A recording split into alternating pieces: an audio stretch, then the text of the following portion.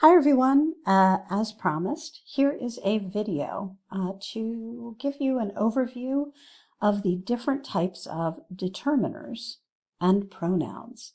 Now we look at this slide and it looks very complicated, but actually it's not. And I think that once we begin describing it, you'll realize you know more than you thought. Okay, so first let's look at determiners. So there are four common types: articles, possessives, demonstratives, and quantifiers, or quantifying determiners. Last class we talked about articles, but there are three kinds. Am, these are indefinite articles. The is a definite article, and that these precede, they come before nouns. Okay. Possessive determiners, well, they're called possessive because they indicate possession. They're besittelijk. Examples of these are my, our, your, his, her, and their. Next up, demonstrative determiners. These show or demonstrate something about nouns. So examples are this and that. These are singular. These and those are plural.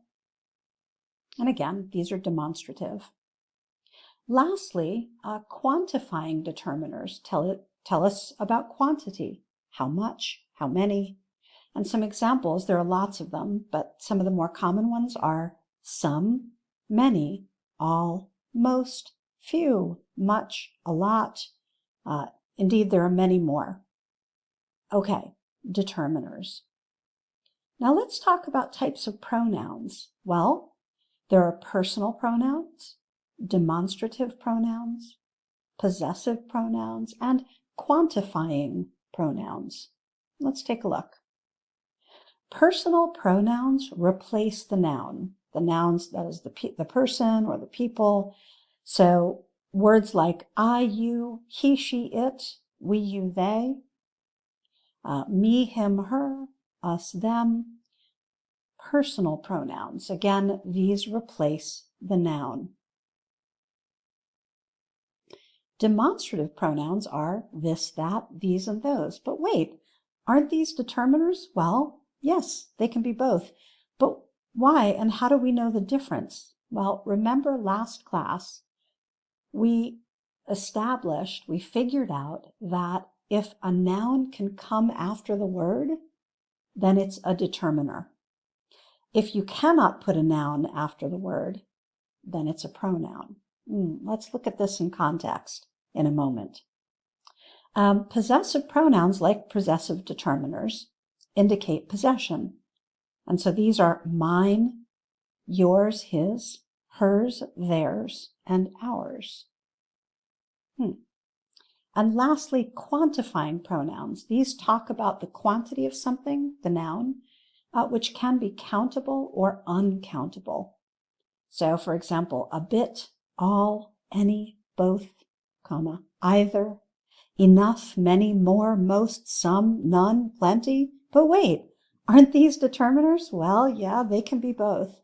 So how do we know the difference? Well, if you can say, for example, more books, then it's a determiner. But if the sentence reads, there is some more, and then a full stop, then it's a pronoun. It's a quantifying pronoun, okay? So again, it all boils down to whether the word can be followed by a noun or not, as we talked about last week. So let's see it more like holistically, the whole picture and context. So we start with determiners and pronouns. Now we know that we could have definite or indefinite articles, demonstrative determiners, possessive or quantifying determiners, and then pronoun types are similar, except here we have personal pronouns. So let's look at examples. That always helps. So here we would say the, if you're in the exam and the word the is underlined, you need to write down everything you know for sure about this word. We know that the is a determiner. How do we know that? Because there's a noun right after it. And it's a definite article. This, again, it's a determiner because the noun follows it, and it's demonstrative. Whereas here, this is a pronoun. I like this. There's no noun after it, then it's a pronoun and it's demonstrative. They fired him, a pronoun, no noun afterward, because the him, right, stands in for the noun. It replaces the noun, and it's a personal pronoun. They fired his assistant. Well, here it's possessive because it shows it's besittelijk, it's possessive.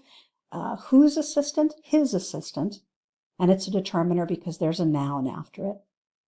They had much in common. Here we know how much, it's a quantity, so it's a quantifying pronoun. And here they had many stories to share. In this case, we have a determiner because it's followed by a noun, and it shows us quantity. All right. That's it in a nutshell. I do hope that this little walkthrough has helped. And the key now is to practice with this as much as possible, both in and outside of class time.